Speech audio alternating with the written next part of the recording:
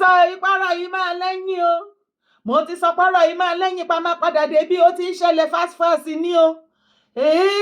Ó tiẹ̀ ti wá dáa. Ọlọ́run ṣeun. So,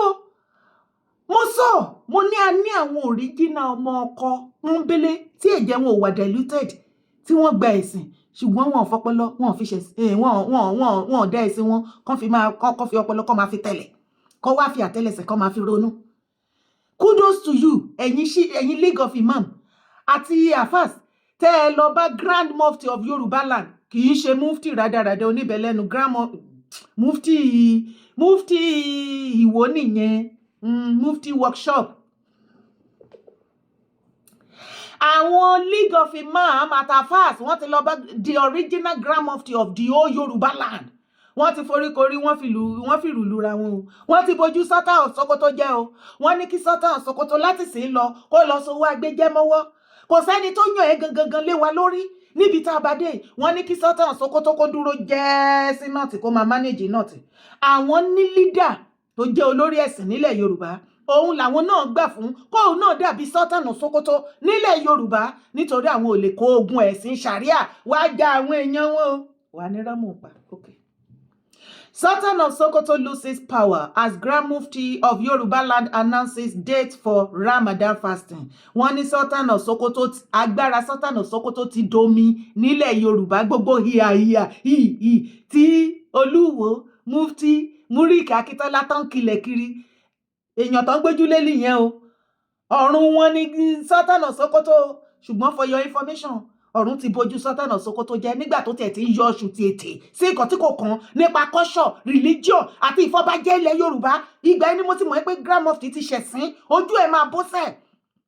Onílẹ̀ ló discipline ò tí mọ̀ nǹkan kan. Mo lásìkò tẹ́ bá mọ̀ Yorùbá land tẹ́ máa mọ̀ nǹkan tó ń pè Yorùbá lélẹ̀.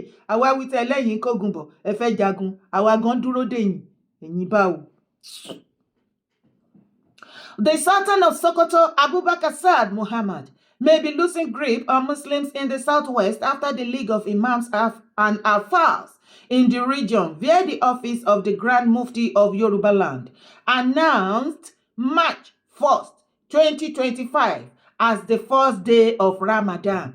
Ṣé mo wí pé Sultan of Sokoto yìí òun nìkan ló ń di whole of Nigeria òun ló máa cut short every time tó bá fẹ́ gbààwẹ̀ Ramadan tí Sultan of Sokoto bá ti sọ pé òun ti rí mú bóyá mú nǹkan tẹ̀ ti jáde tí ò ti rí ti mú rò tó ṣe nǹkan tó hun ẹlẹ́dàá ti tẹ̀ ìgbà tó bá wá ráyè tó wá rí mú a máa gbọ́ òun ti rí mú o ìgbà yẹn ló tó máa fún wọn ní àyè wípé ó yá ẹ lọ bẹ̀rẹ̀ àwẹ̀ kí ló yẹ kó le tó yẹn gbogbo àwọn nǹkan wọ̀nyí ló ń jẹ́ kí Grand Mufti yẹn kí Sultan of Sokoto kó máa ṣe bẹ́ẹ̀ ni wípé Ọlọ́run lòun nílẹ̀ Yorùbá nítorí pé gbogbo bí àwọn olè ọ̀lẹ tí wọ́n sásá bẹ́ẹ̀ tí wọ́n fi lọ ń gbowó lọ́wọ́ àwọn Saudi bó ṣe ń ṣe bẹ́ẹ̀ nípa Ọlọ́run wọn ni ṣùgbọ́n ẹ jẹ́ a dúpẹ́ lọ́wọ́ àwọn onílẹ̀ tó ń tú wálẹ̀ ẹ jẹ́ a máa kábọ̀.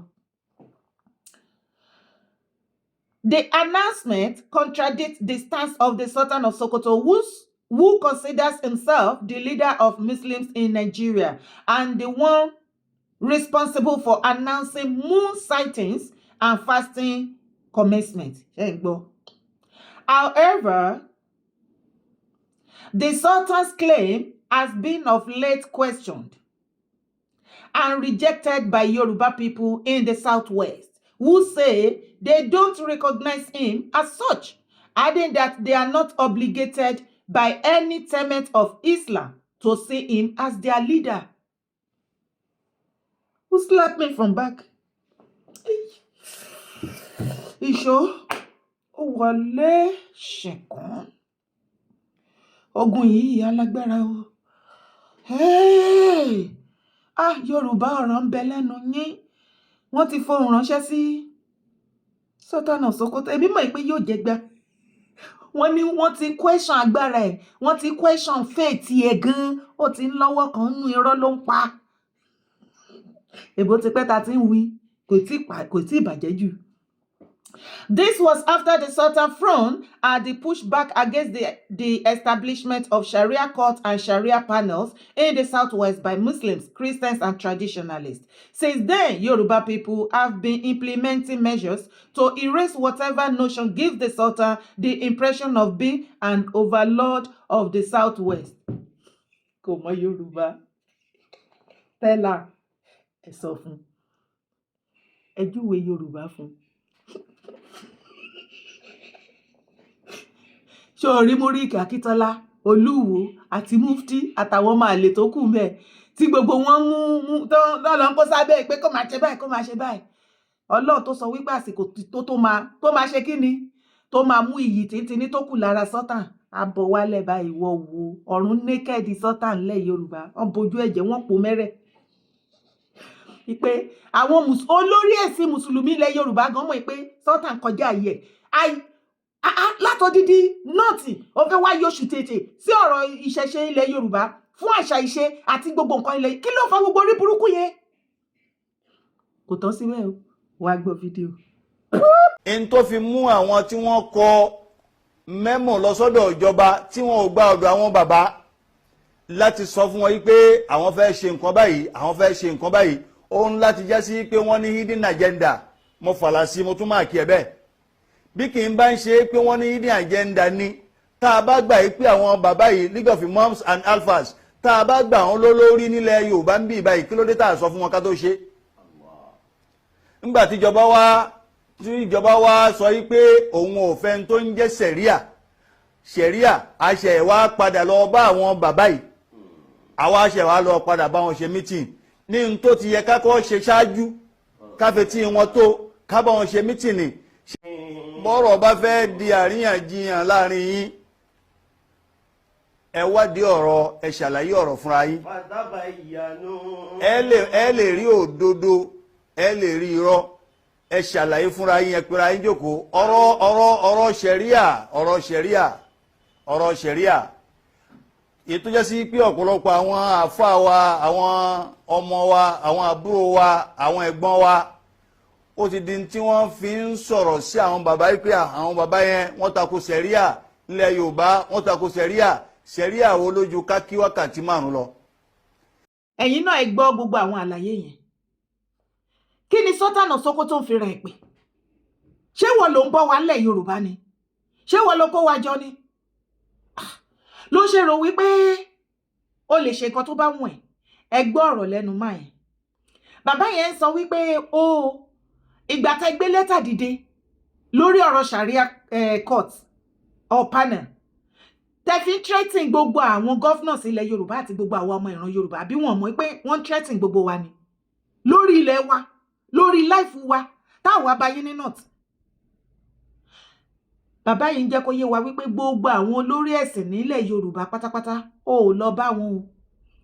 Sultan of Sokoto ò pè wọ́n o, tẹlifóònù wà ń bẹ̀ o, mẹ́sẹ̀jì wà ń bẹ̀ o, àbí kó tẹ̀ gbéyàn dìde kán lọ bá wọn, àbí kí wọ́n ṣe kán organize zoom meeting àbí anything kó béèrè lọ́wọ́ wọn kó tó ṣe ó ṣe. Nítorí àwọn Múríkì Akíntọ́lá ńkọ́, torí àwọn Abdulrasheed, torí ìyẹn òun ṣe ọba mọ́ nílẹ̀ Yorùbá mímu, kò yẹ ká máa áàdì ọba mọ́ Olúwo mọ́. Ẹ má jẹ́ ká máa sọ wípé ọba Olúwo, Abdulrasheed ò kì í ṣe ọba, bẹ́ẹ̀ ni kò ní ẹ̀tọ́ láti jẹ́ Olúwo mọ́. Abdulrasheed lórúkọ ẹ̀ tó lóun jẹ́, kò lórúkọ Yorùbá gan mọ́. So ṣé àwọn yẹn ni wọ́n kí Sultan of Sokoto láyà? Ṣé Sultan of Sokoto ń bọ̀ wá nílẹ̀ Yorùbá? Mi ò understand. Látòdìdí north, kí ló fẹ́ fa àrífín àti rádaràda pálapàla ìlú àpàlà?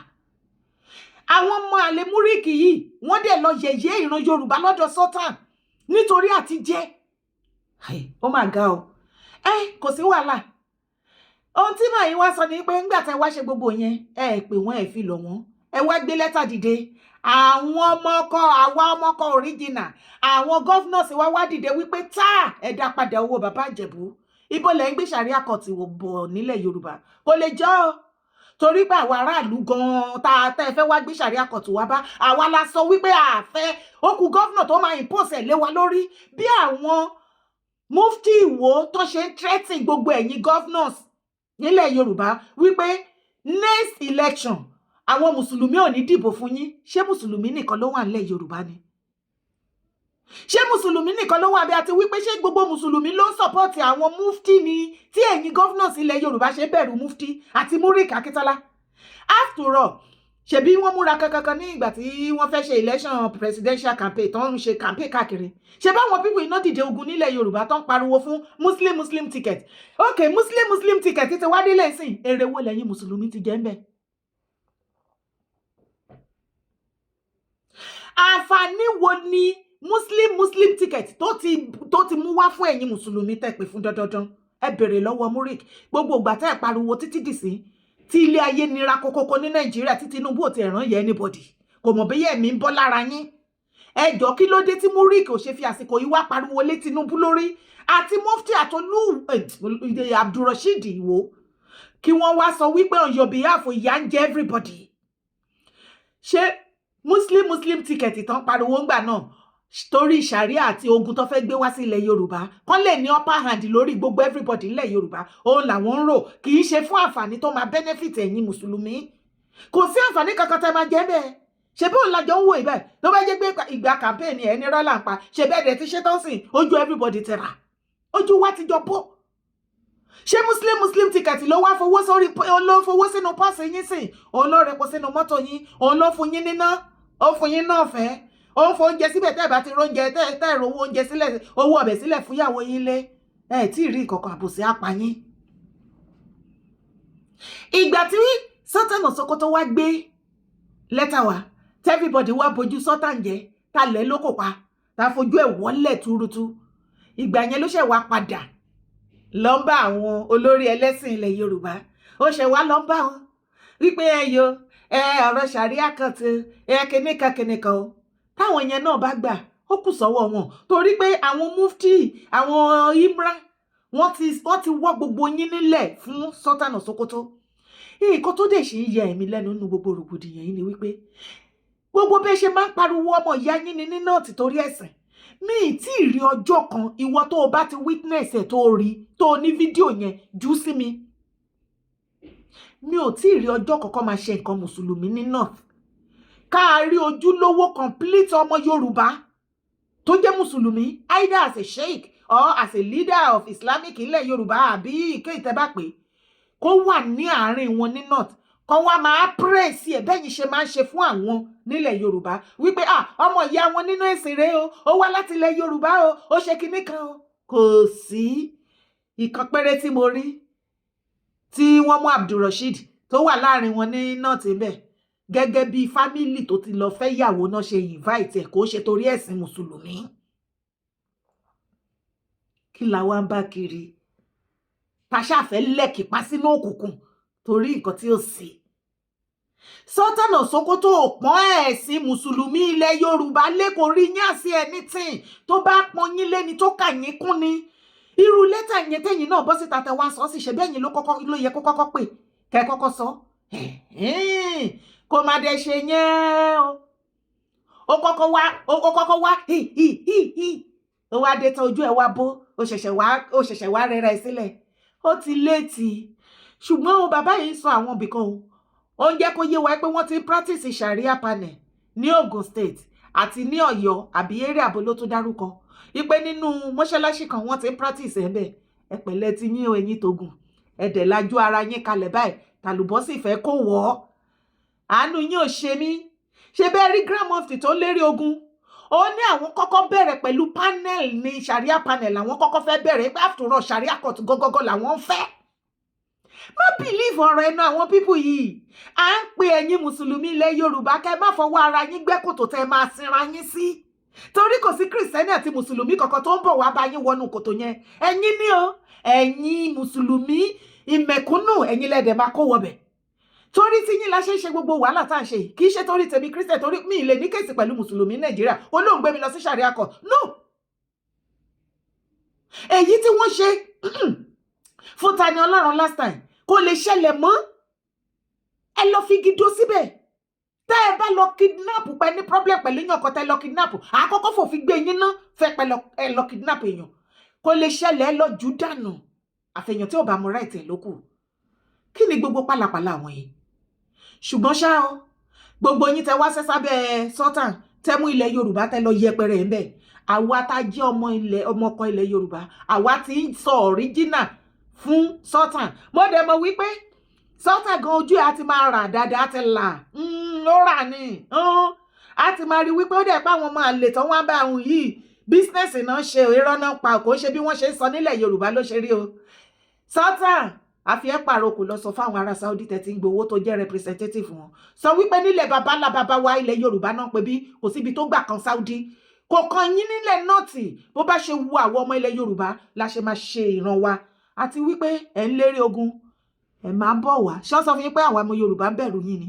Ẹ lọ kó gbogbo mùsùlùmí yín tó kù kẹ́ máa kó bọ̀, ṣùgbọ́n ó dá mi lójú ni wípé ẹ máa wọlẹ̀ bí àrá ni. Ọlọ́run onílẹ̀ á dúró tì yín, ẹ wọlẹ̀, wọn ò ní rí traces yín mọ́. Great Yorùbá land, great. Bẹ́ẹ̀ ni ó ti ṣẹlẹ̀ náà nìyẹn, kó máa lo bẹ́ẹ̀. Orúkọ tèmi ò yí padà, Yèyé Dára Kowé kòkòkò ó lè mí jẹ́. Má gbàgbé láti drop comment ẹ̀ sí bá mú fídíò kó bá mi share káàkiri. Ire o. Mo kí gbogbo ẹ̀yin mùsùlùmí òdodo. Salaam alaikum wa rahmatullahi wa barakatuh.